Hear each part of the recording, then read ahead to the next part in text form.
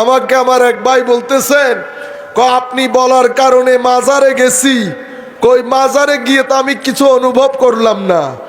আমি বললাম মাজার হচ্ছে চুম্বক, আকর্ষণ করে লোহাকে।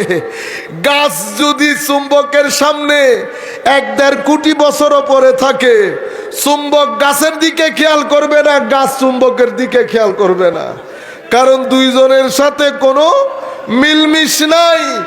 লোহা হয়ে যাও, লোহা হয়ে পেরেক হয়ে মাজারে যাও, যদি চুম্বকের আকর্ষণ না হয় তো দাওয়াতের কাজ ছেড়ে দেব, দাওয়াতের কাজ ছেড়ে দেব।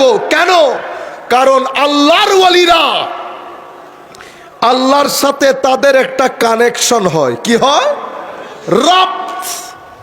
রব্ত কিভাবে হয়? আপনি মোবাইল, এখানে আমার বন্ধু থাকে ইংল্যান্ডে, ইংল্যান্ডের বন্ধু আমার মোবাইলে ফোন দিয়েছে, কোনো তার নাই, কিন্তু একটা রব্ত আছে, একটা রব্ত আছে, দেখা যায় না, কানেকশন। একটা সুই আপনি যদি এখানে 1 কোটি বছরও ফেলে রাখেন, উত্তর দক্ষিণ না পূর্ব পশ্চিম করে, সুই কখনো নিজে নিজে উত্তর দক্ষিণ হতে পারবে?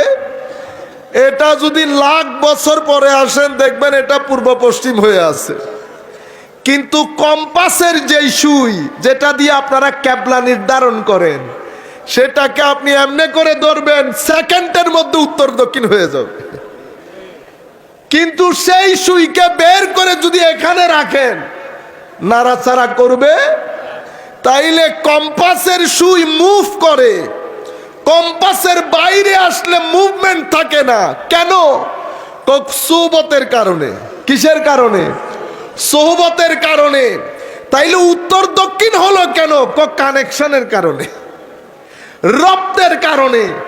নর্থ পোল এবং সাউথ পোল, ম্যাগনেট, চুম্বক, কানেকশন সব কিছু মিলে যখন কম্পাসকে ধরেন, এটা উত্তর দক্ষিণ হয়ে যায়। ঠিক সেভাবে আল্লাহর ওয়ালিরা মুজাহাদার মাধ্যমে, সোহবতের মাধ্যমে, আদবের মাধ্যমে, আখলাকের মাধ্যমে, তাহারাতের মাধ্যমে, তওবার মাধ্যমে, ইহসানের মাধ্যমে সিনার জগৎ যখন তৈরি হয়ে যায়, যখন তৌহিদের নূর দিয়ে আল্লাহর ওয়ালির সিনা তৌহিদে হুব্বির নূর দিয়ে যখন ভরপুর হয়ে যায়, তখন মওলাই করিমের সাথে তাদের একটা রব্ত হয়ে যায়। প্রশ্ন হচ্ছে, তাদের সিনার ভিতরে তৌহিদের এই নূর আসে কেমনে? আমার ভাইয়েরা, পৃথিবীর যেই কোনো ব্যক্তি যদি চায় মওলাই করিমের সাথে রব্ত করতে, তাকে কি করতে হবে?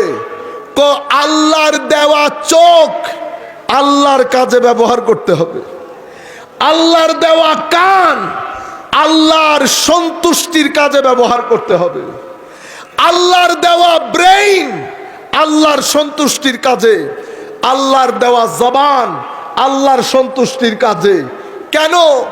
পৃথিবীকে আল্লাহ ভালো এবং মন্দ, সুখ এবং দুঃখ, রাত এবং দিন, এক কথায় মঙ্গল অমঙ্গল, ভালো মন্দ দিয়ে পৃথিবীকে সাজিয়েছেন। আমার আল্লাহ চান আমরা যেন আল্লাহর দেওয়া ইন্দ্রিয় দিয়ে ভালো জিনিসগুলা দেখি। মাওলা ভালো দেখলে আমার লাভ কি? তুমি যা কিছু দেখবে, যা কিছু বলবে, যা কিছু শুনবে, যা কিছু পেটে দেবে, এটা যদি ভালো হয়, তোমার রূহ, কলব, বাতেন